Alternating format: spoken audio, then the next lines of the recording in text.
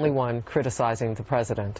New York Post columnist Michael Goodwin called it a temper tantrum and wrote, "It was a striking display of personal grievances and a total failure of leadership during a national crisis. Presidential, his cause is only." America saw Barack Obama at low tide yesterday, revealed as brimming with fury and bankrupt of ideas.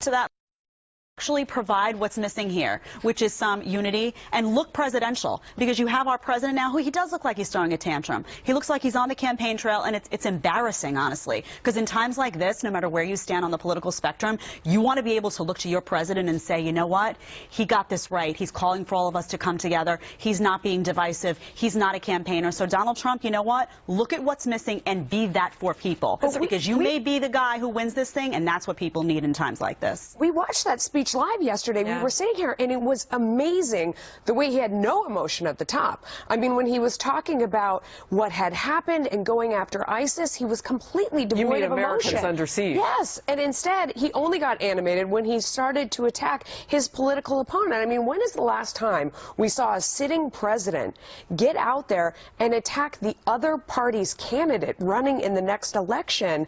I mean, it just is beneath him. It should be. And all right, so one of the things that was happening, you were watching on your phone Hillary Clinton giving a speech while we were carrying President Obama. And thank you for bringing that up, because I want to run this by you, Judge, because Ambassador John Bolton was our hashtag guy sitting in your chair yesterday. He just tweeted out a few moments ago, as we do await these remarks by Donald Trump, he tweeted out, criticizing political opponents at a time when we need to focus on protecting the nation is beneath the dignity of the office of the president. He suggested, Judge, while he was sitting there yesterday, speaking of Hillary Clinton, said this would be an opportune time for her to diverge, to separate herself from the president and put out a more powerful message against the enemy. But would she even be willing to do that? So before you speak up, I want to show everybody that that's exactly what didn't happen. That somehow or another, they were singing off the same song sheet. She had the day before mentioned the words radical Islamism, but it was disingenuous. Watch this. So there's no magic to the phrase radical Islam.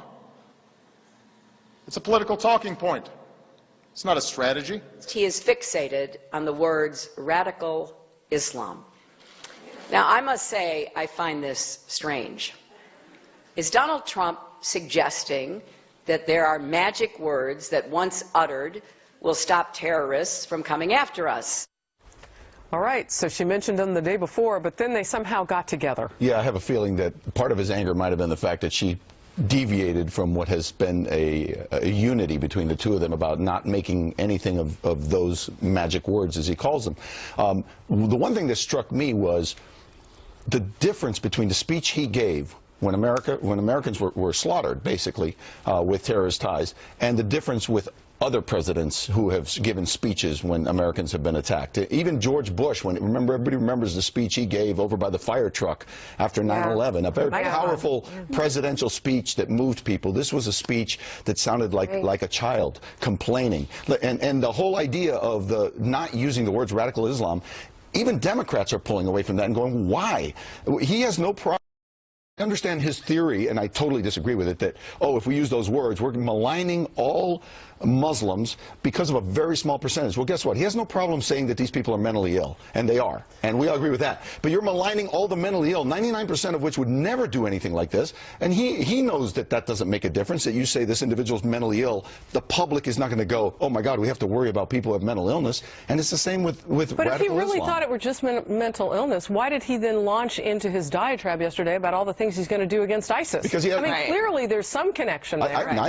Honestly, I think his anger this is projecting his anger from something else. It wasn't about this, because his diatribe, I think his anger is better placed on the fact that he has ignored the recommendations of generals over and over again throughout his entire term, and Americans are dying. They're dying because he has decided what his policy is going to be in dealing with ISIS, and the policy is is I'm just going to ride this out and let somebody else be the wartime president because I got the Nobel Peace Prize. All right. Well, we will come back to that as it makes news today. No doubt it is our breaking news story, what happened in Orlando. But this is also happening. We're keeping an eye on Donald Trump stepping up to the lectern. So he had an answer back. And what will it be to the president taking him on yesterday? Atlanta, Georgia, the Fox Theater. When Trump steps up, we'll bring it to you live. And a face-to-face meeting between Hillary Clinton and Bernie Sanders in what has become a bitter primary battle, so we think. Sanders still insisting he's not going anywhere. Are Democrats struggling to unite? Stay with us.